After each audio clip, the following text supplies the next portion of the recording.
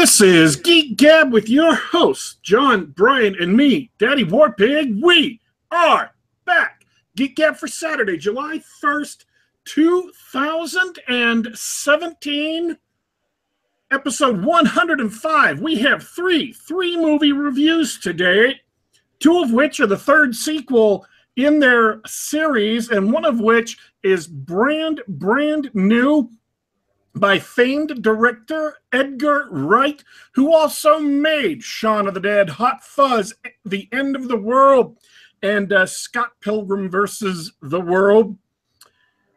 We're going to do that particular review last.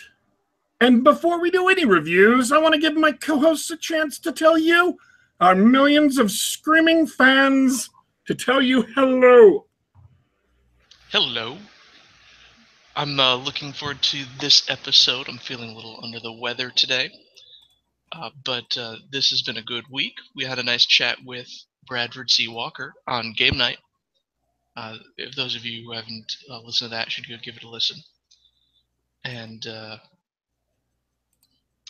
so I'm looking forward to just sitting back and listening.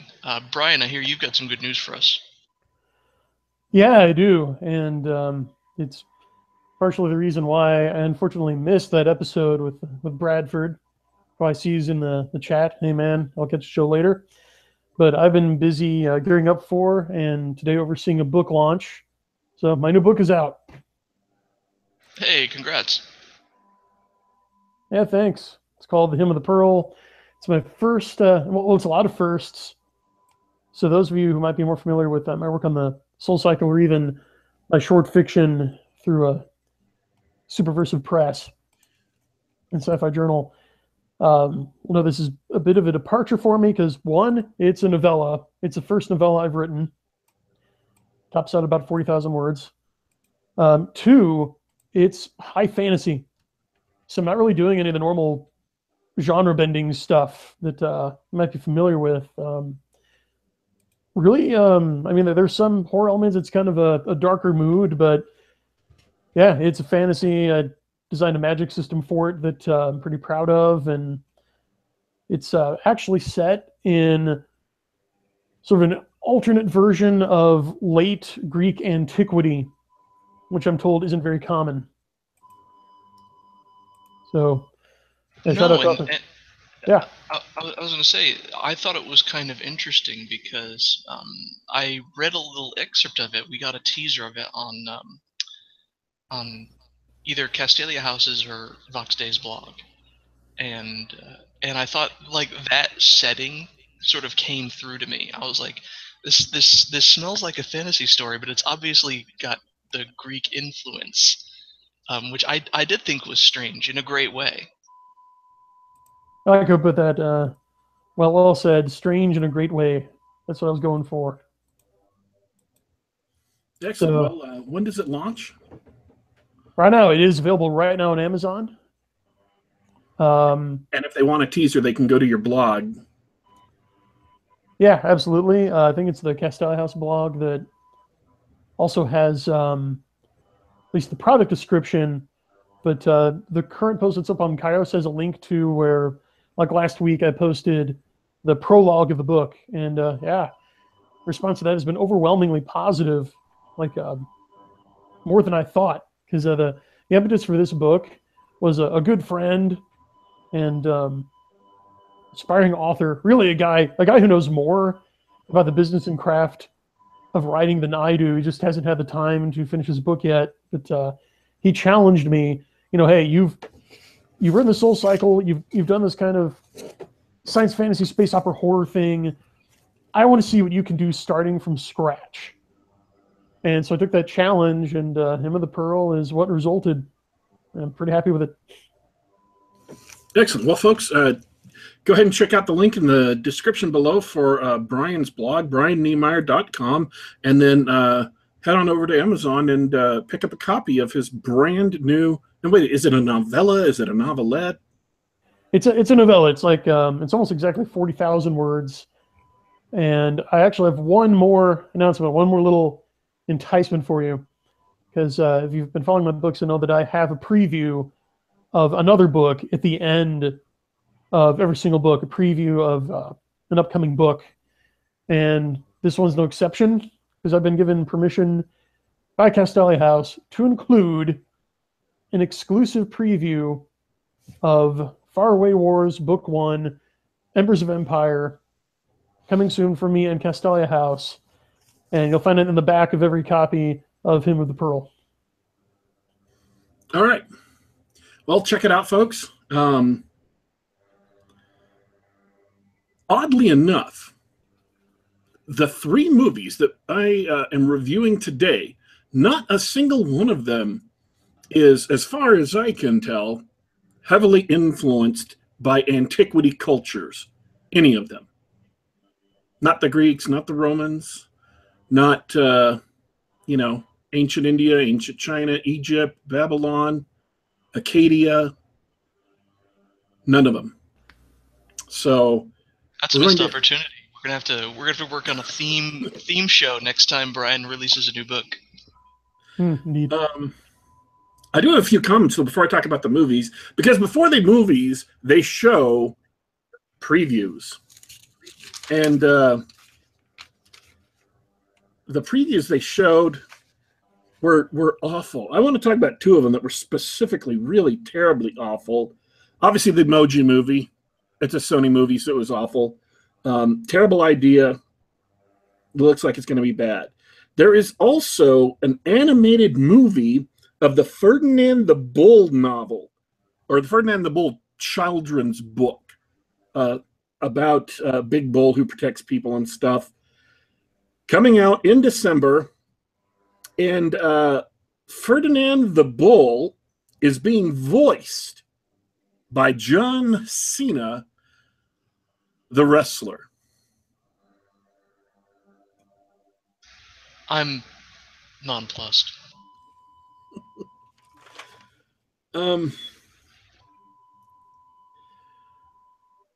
Yeah, I don't really have much to say about that, except I wasn't really interested before I found out John Cena was in it, and knowing that John Cena is in it doesn't increase my desire to see the movie anymore. It has not enhanced my interest in perusing this animated movie. Also, they had a preview for a Disney animated short. Apparently, Disney is putting out trailers now for animated shorts. It's called Olaf's Frozen Adventure, and it's a sequel to the Frozen movie, like 7-8 minutes long. Typically, the shorts are, and it's coming out in December. And so, not only are they giving you trailers for shorts that are coming out, they're giving you 6 months of notice that they may, with flawless skill, build up in their audience an unanticipated sense of anticipation for this, no doubt, groundbreaking and award-winning short that's all about the little snowman, the animated living snowman from the Frozen movie. Can you feel the adventure? Can you feel the excitement? And don't worry, by the way, both princesses make appearances in the movie. So you get to see Anna and Elsa as well for probably as much as 20 or 30 seconds of screen time. No doubt you're sitting on the edges of your seats, just as I am. I was concerned, and you have allayed my fears, sir. Bravo. The other funny thing that happened to the trailer is these are both animated movies, right? Despicable Me and Cars. They're aimed at kids. And so the theaters were full of children doing their typical children things, although honestly, I got lucky because I didn't have any fights break out. No kids started squalling during the movie. It was very quiet during both my movies. I was very happy. The The funniest thing that happened, though, is they were doing trailer after trailer after trailer. And then even before the trailers, they have the pre-trailer show where they have people up there on screen talking about stuff and doing trivia quizzes and whatnot. And at one point, finally, this kid said, "When is the movie going to start?" And I'm not going to say the whole theater laughed, but the 7 or 8 adults sitting close to him who could hear it chuckled a bit and smiled because they felt the exact same way. They were tired of all the pre-movie stuff. They just wanted the movie to start. So that was quite a zinger. I'll hand it to him. And he was a little kid. It was like 2 or 3, so it was cute. It wasn't obnoxious. It was cute. And the movie had not actually started yet.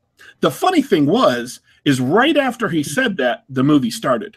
Like literally, as soon as he got done, the movie started. So I don't know if the projectionist heard his plaintive request and decided to cut short the no doubt many interminable trailers that were already coming, that were queued up and said, "Oh, that's so cute. I'm just going to start the movie right now." Or if it was just luck. It was just some kind of coincidence. I'm not sure which one of those it was, but the movie literally started right after the kid got done talking. I was impressed. I'm like, damn it, if I knew that that's how it worked, I would go to my sister's and bring one of my nephews or nieces along with every movie I ever went to, just so they could sit there in the theater. Well, maybe not every movie, probably not the ones that aren't appropriate for kids, but every other movie, and have them sit there and say really, really loudly in the theater, "When is the movie gonna start?" Just so we could actually get things on track. Is that a plan? Do you think that's a solid plan? Do you think that'll work? Yeah. See, I sense perhaps diminishing returns. That if you go back to the same theater again and again, and the same projectionist hears the child again and again, each successive time, they're going to be less and less likely to respond. Because sooner or later, you just get, you get used to it and you start turning the little kid out. So I think I might need to save that for like a couple of special instances. I don't want to waste it. I'll have that backup plan, I'll have that plan, ready to go if I really need it, but not go to that well too often. Otherwise, it's just going to stop working. Is that I think that's more canny, more cunning than just trying to do it all the time. But in any case, after that, the movie itself, Despicable Me 3, started.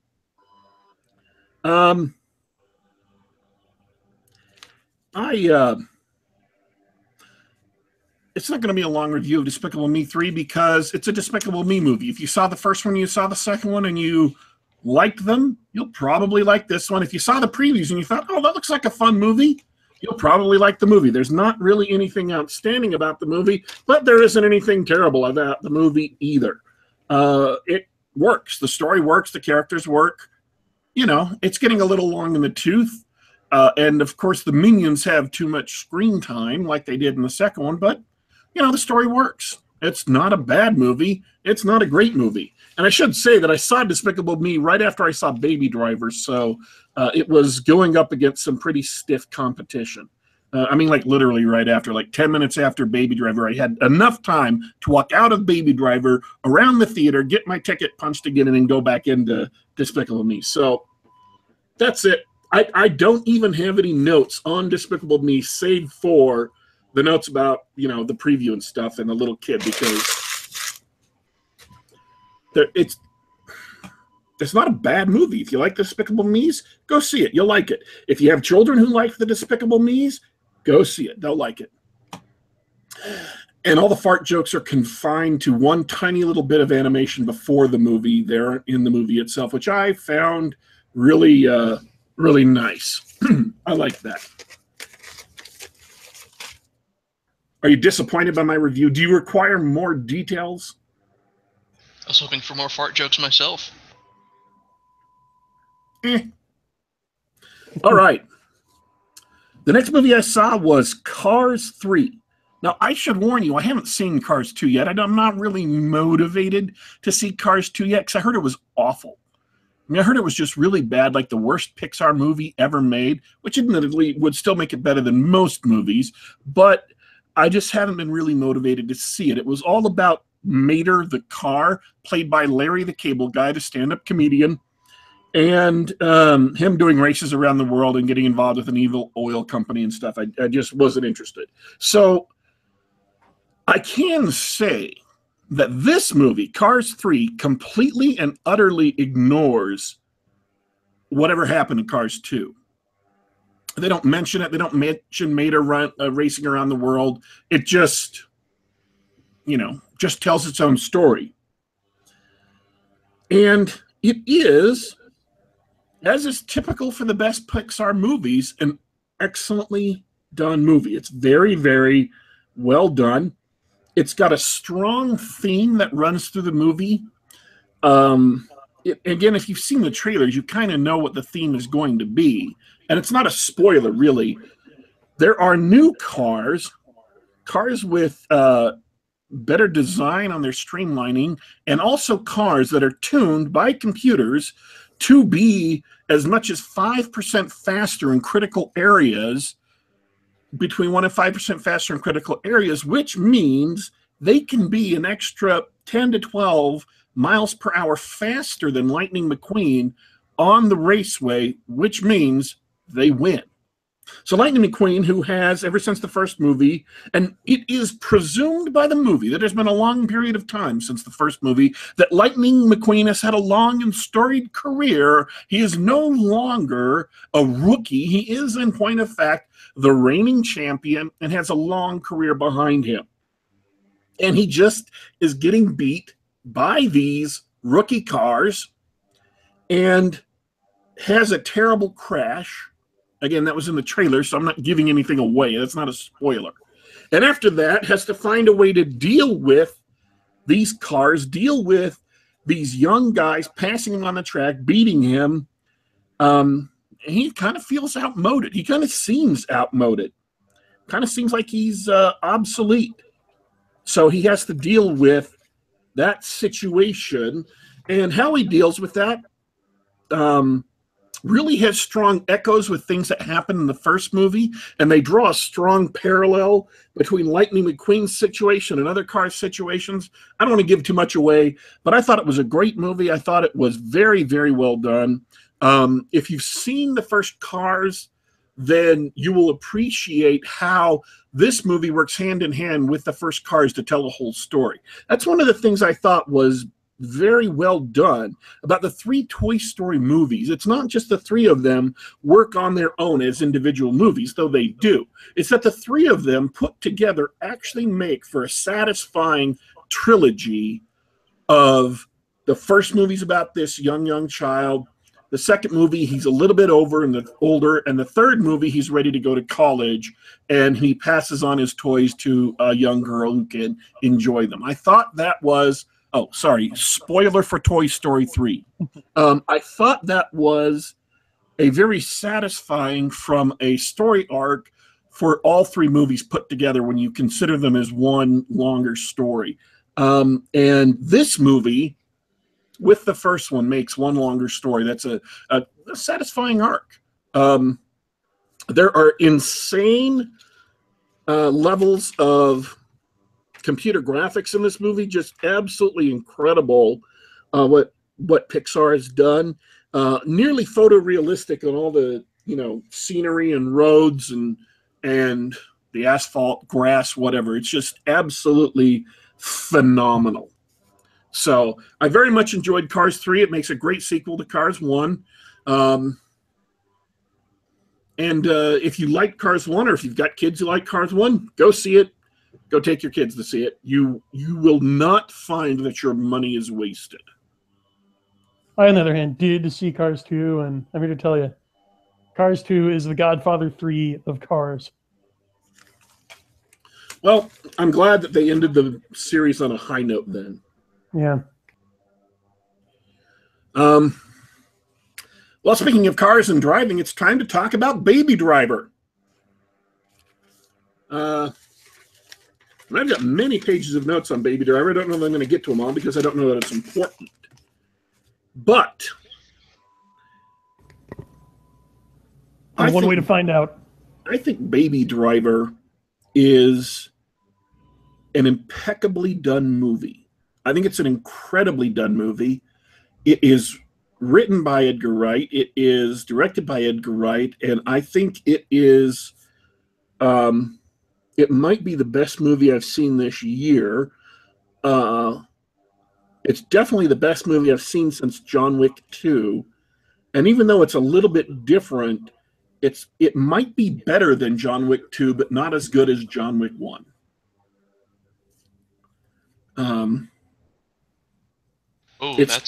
That's on the line, man. That's my praise. It's a really, really, really well done movie. And I can tell you, that's why I took notes, so I can tell you why it's a well done movie. The first scene, let me give you a little bit of background. The character's name is Baby. You find out Baby Driver itself is the title of a song by Simon and Garfunkel. And so the movie takes its name from that particular song. Although they don't, it's not a big point in the movie, that particular song, but music is. Baby Driver, Baby himself, always has an iPod on, always has the white earbuds in, because he listens to music all the time, because his hearing got damaged when he was a young child, and having music on controls the tinnitus. I don't know if you've ever had tinnitus. It is this ringing in your ears that happens because of hearing damage or other things that go wrong in your inner ear. And it's very loud, it's very piercing, and it's very painful. And they mention at one point in the movie that Barbara Streisand, in the real world, I assume, has this condition, and she controls it by listening to music all the time. So it's not made up for the movie. It's not a conceit. He listens to music all the time, and it is therefore perfectly apt that the movie is named after a song. It's the soundtrack, by the way, if I were to describe it, is that it is a funky and unexpected soundtrack. There are a lot of things. If I told you had a driving movie that was in large part an action movie, in large part a crime heist movie, there are a lot of songs that you would expect to be in there. You'd expect there to be a Pharrell song. You'd expect there to be something done by any one of the pop princesses who are hot right now, Ariana Grande or whomever, and none of those things happen. It is not a soundtrack assembled by people who want to make it seem like it's hip and young. It's a soundtrack assembled by someone who has wide and deep tastes in music, and so they use a bunch of songs that are unexpected and yet apt, and it makes for a great soundtrack.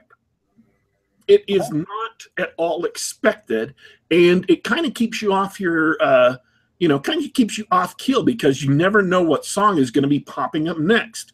They start with some funk songs. Tequila shows up in a little bit, which was in one of the trailers, and they play some Queen at another point in time, and they play some, what do they call it, Egyptian reggae at another point. They're always mixing up the music that comes up in the movie, and it's really, really great. It's lush.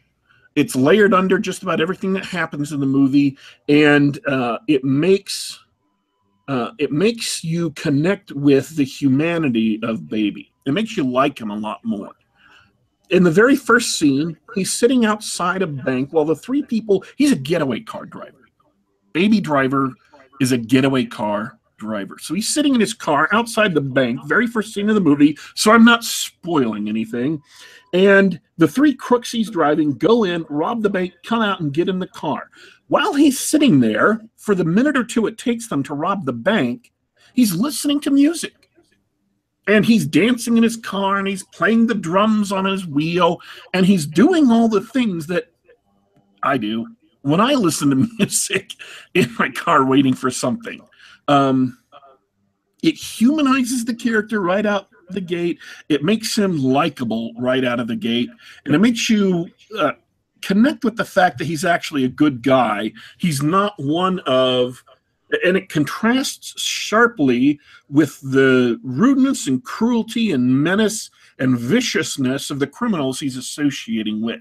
So it lays down right from the beginning this dichotomy between Baby and the criminals, and then you find out eventually why he's associating with them, how he got drawn into this criminal underworld, and it makes them look all the worse as people in contrast with him, and it makes him look all the better, so you can empathize with him as a main character.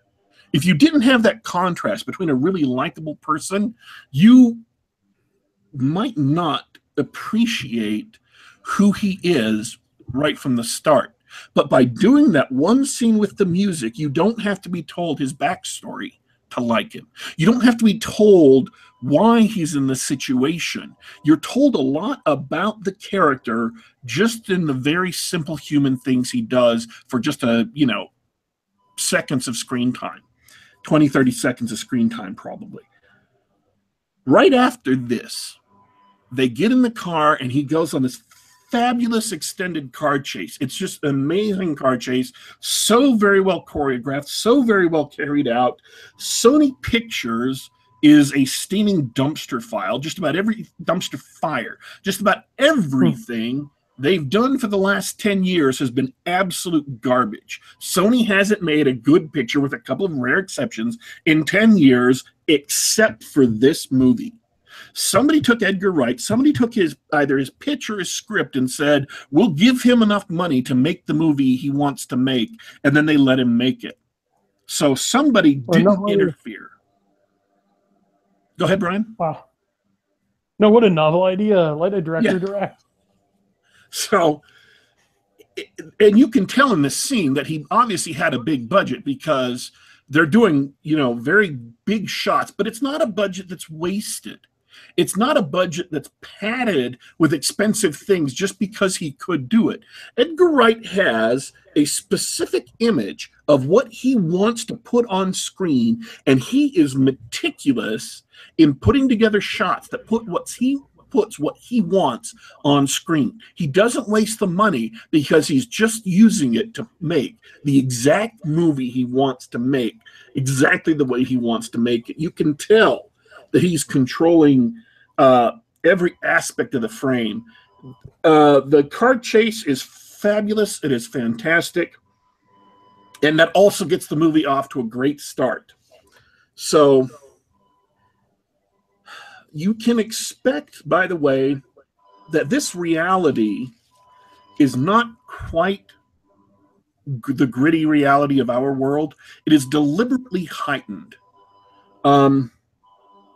And I don't mean that in a big way, and I don't mean that in a vulgar way. When Baby Driver is wandering through the city about to go get coffee, he's dancing, and a couple of things happen around him that are just too coincidental to expect to happen, that fit in neatly with the music that he is listening to. So just understand that little things like that happen that add to the style of the movie, add to the feel of the movie, and it's a little bit heightened reality. It's a little bit off from reality, and expect that, accept that. That's the way the movie is supposed to be. I would say, if you want to look back at a flashy, stylistic crime movie, the very first Ocean's 11, the remake with Brad Pitt, used music and cuts and how the characters were dressed and how they acted to create a very stylish movie. They use that kind of Vegas sound. And that's the closest thing I can think of to this movie.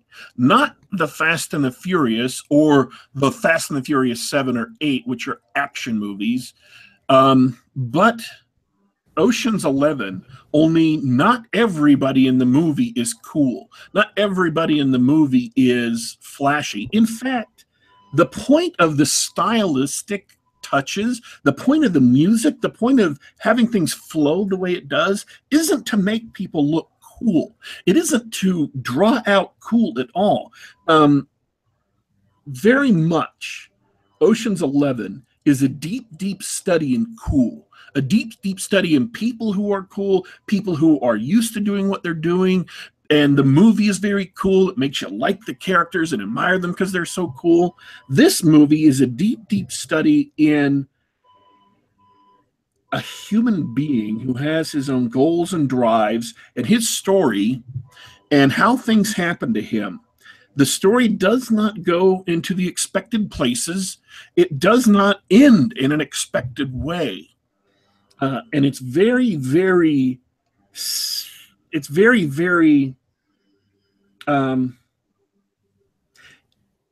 smooth. It eases you through the story.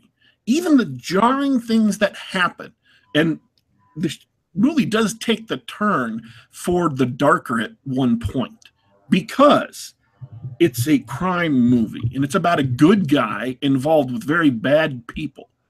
So if you don't know enough about movies to see that at some point that equilibrium is going to be broached and things are going to go in a very different direction, then you should watch more crime movies and understand what happens between good people and bad people inevitably in a movie. But even after that, the movie doesn't go the direction you expect. And the characters make actions which are completely in keeping with who they are, but it's still surprising to me. It was still surprising to me. I assumed at the beginning that one person was going to go one way, and they didn't. I assumed at the, close to the 66% mark, 2/3 of the way through the movie, that the movie was going to go for one ending, and it didn't. And then I was afraid it was going to go for a downer, depressing, a nihilistic ending. And when it didn't do that and it zagged again, I was just I was shocked and pleased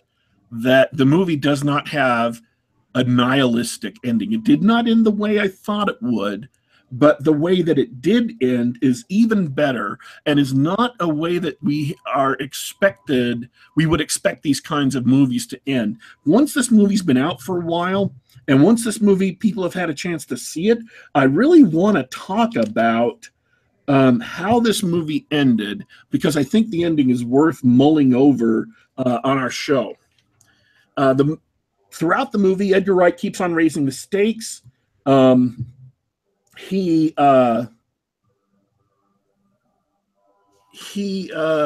keeps on pushing things a little bit more and a little bit more and a little bit more. It's not what you call a slow burn, because the movie isn't slow. It's not boring, but it keeps on steadily ratcheting up the stakes and ratcheting up the tension until what happens is inevitable, until the break is just inevitable, because there's too much at stake for the characters to act in ways other than what they do. One of the problems with modern movies is that all of the characters in there are plastic people.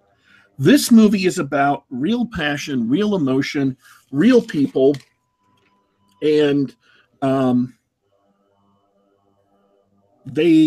don't know, I guess I've been watching, I watched The Walking Dead for a long time, and what I got from it is that there was a lot of emotion and conflict on the screen, but the characters never really felt like real people. They always felt like ciphers that were acting through the story, like little robots acting through the story. They didn't feel like real people to me.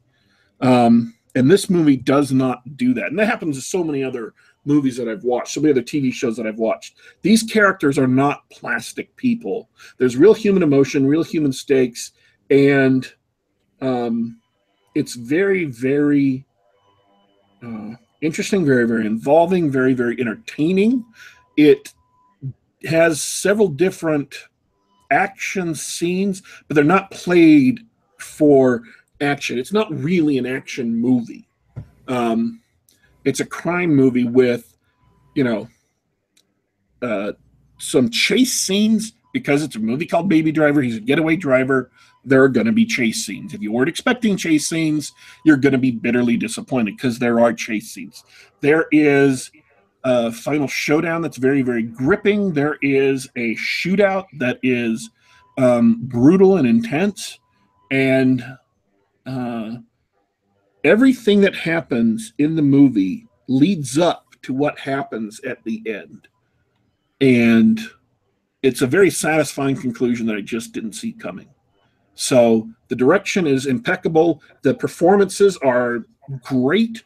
The only people, there were 3 people I really knew from it. Kevin Spacey, of course. Lily James from BBC's Downton Abbey, who was in one season or one series of Downton Abbey, and then Joe Bernthal, who was in The Walking Dead, coincidentally, but also played the Punisher in season 2 of Netflix's and Marvel's Daredevil.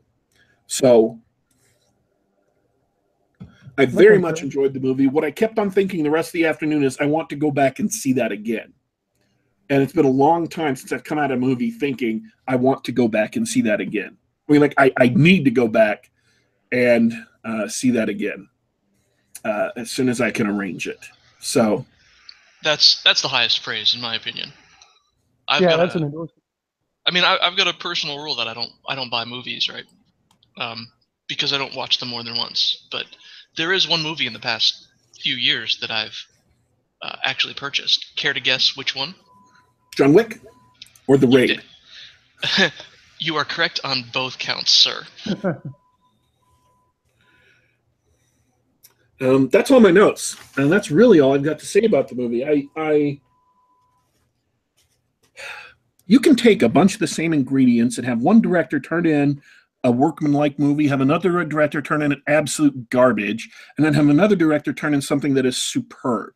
And this movie is superb. I read an article last night where Guillermo del Toro said that this is a perfect movie, that it was done and executed perfectly. I'm not a director. I don't know enough about directing to say that this is absolutely a perfect movie, but I do know it is damn good, and it is a great movie. Oh, also Joe Hamm from Mad Men, who played Don Draper, was in it, so I recognize him as well.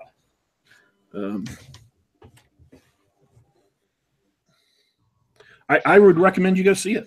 That's honest my recommendation. Go see it in the movie theater as soon as you can manage. It's a great movie. Thanks, man. You got me pumped for it. Well, as pumped as I could be with this cold. Normally at this point, like I'd come in with my own questions, but I don't want anything spoiled now. And also, normally I'd come in with questions from the chat room, but it's been so busy today talking about military history. So go figure. Never a dull moment. That's why I got to come listen to the show live. There's a whole other show you guys can't hear that's going on in the chat every week. It's true. It's a totally different experience. Listeners put on their own show. They don't need us. Do you have any questions, Brian? I got a second door here now. I'm intrigued, and I don't want to risk spoiling anything. So congrats on making it through all your notes. You weren't sure if you could. Well, I wasn't sure if they were going to be pertinent. Oh, wait, there was one note I didn't talk to, and it harkens back to the previews. That's that. By the way, I'm done with my Baby Driver review. Go see it. It's a great movie. You ought to go see it. I'm kind of worried that the movie won't reach the audience that it deserves. So go see it, and if you love it, tell your friends about it, because this movie deserves to have a lot of people watching it. It's that well done. The other preview I saw that I wanted to comment on was Flatliners, which is a remake of the Kiefer Sutherland vehicle from the 80s. And they look like they've took a very intriguing, very interesting movie with a unique spin and turned it into just another slasher flick. So I'm really, it's very, very disappointing. Yeah. I also saw the Jumanji trailer this week, and I rolled my eyes so hard, I'm not even going to throw that up on my blog and do a post about it. It just looked terrible, looked awful. Made me want to punch somebody. It was so bad in concept. And then the Inhumans trailer came out this week, and I just wasn't excited about that at all. Just did not care. Wait, what's going on with that? Is it going to be TV series, a movie? It is going to be a TV series on ABC, but they are debuting the first episode in IMAX in theaters. They shot a TV series on IMAX, which you would think is insane, and maybe it would be, except that if you're planning on TV screens beyond 4K, which are possible, even, likely, almost certain within the next 15 to 20 years, and you want to have shows that will look good on screens of obscenely high resolution, at some point there's going to be diminishing returns where the resolution of the screen is so high that the eye can't distinguish, where increasing the resolution won't do any good because your eye won't be good enough to distinguish between, say, 10,000, 50,000 pixels. Your eye just can't tell the difference. I don't know what that number is, but at some point we're going to reach that. Until we do, though, shooting things on IMAX ensures that it will look good on 4K and may look good on whatever the successor to 4K is that they're pushing. The biggest resolution I know of right now is an iMac that has a 5K monitor. And the reason why it has a 5K monitor is so that you can work on 4K video and still have room on your screen for toolbars above and beneath it, so you can do editing. It's intended to be used as an editing workstation for people who are putting together 4K movies. So at some point there will be bigger screens, and then at some point we will no longer need screens with more dense, with greater pixel density. So I'm assuming that's why they're shooting this series in IMAX, is so that they're hoping it will be a big hit and they can continue milking that cow for a long time in reruns and selling DVD sets or, ultra high resolution, whatever they call 4K DVD sets, and then whatever comes after, so that they will be prepared to keep on milking this for a long time. That's my guess.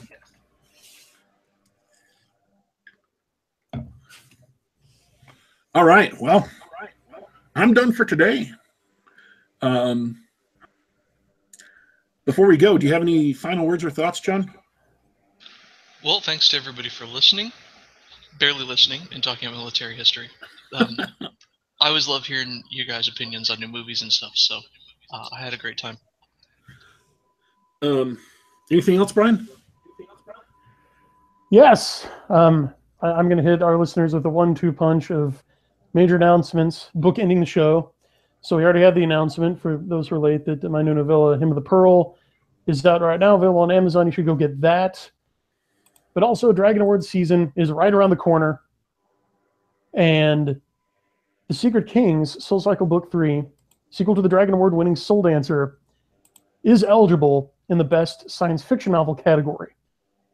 Now, as some of you may know, the Dragons don't yet have a Best Editor category, but I fully acknowledge that my awesome editor, Lamplighter Wright, is the one who makes my books as good as they are. She takes them all to that next level. So I publicly shared my Dragon Award win for Soul Dancer with her last year. If you nominate Secret Kings for the Best Science Fiction Dragon Award, and it becomes a 2017 Dragon Award nominee, I will once again share the accolades with her. And to help you, to make sure that it becomes the most read book, and people are making informed voting decisions, have actually read what they're voting for, Secret Kings is free right now through my newsletter. All you have to do is click on the link there on my blog, or we'll provide it. We can put it in the show notes. Just put in your email, and I'll email you with a link to where you can download the book for free in your choice of PDF, Mobi, or EPUB. All right. By the way, folks, we had two other shows from the Geek Gab network went on this week. We had the 9th episode of Geek Gab on the Books, where... Sorry? 9, yeah, I'm agreeing with you. 9. Go ahead. Where author John C. Wright came and sat down and talked for about an hour with Brian. So it's a great show. I have listened to it. Go give it a listen. That's available. Also, we had Geek Gab Game Night number 4 this week. So you should go give that a listen as well. And of course, all of those come out in our podcast feed because in addition to being available on youtube.com/geekgab, you can subscribe to this in podcast form through iTunes. Just do a search for Geek Gab. All of the shows on our network come out through that podcast feed. They also come out through a podcast feed available on the Google Play Store. So if you have an Android device, we have you covered, assuming you have an Android device that can download the Google Play Store. And we're also available on SoundTrack if you don't. On SoundCloud, if you don't so, you can go to SoundCloud and listen to any of our shows, or, of course, the entire backlog of all of our shows from the entire channel is available, or network, that's what they call it, network. I keep on using the wrong name. Network. We're a podcasting network now. All the shows from our podcasting network are available on YouTube as well, and so you can go back through our back catalog and check that out. I thank everybody in the chat for keeping up with the military history theme. Thank everybody for tuning in live. And all of you who are listening to this later, we thank you as well. Feel free to subscribe to us on YouTube so you can receive announcements about when our shows have been scheduled and when they're going to start. And please remember that in order to get those announcements, you have to double secret subscribe. Click on the subscribe button and then click on the little bell icon, and that will actually get you the notifications of when the show is going, so you too can come here and listen live to the show and also participate in the very interesting and very informative chat that goes on during the live show. Thanks for tuning in, folks. We are leaving for this week.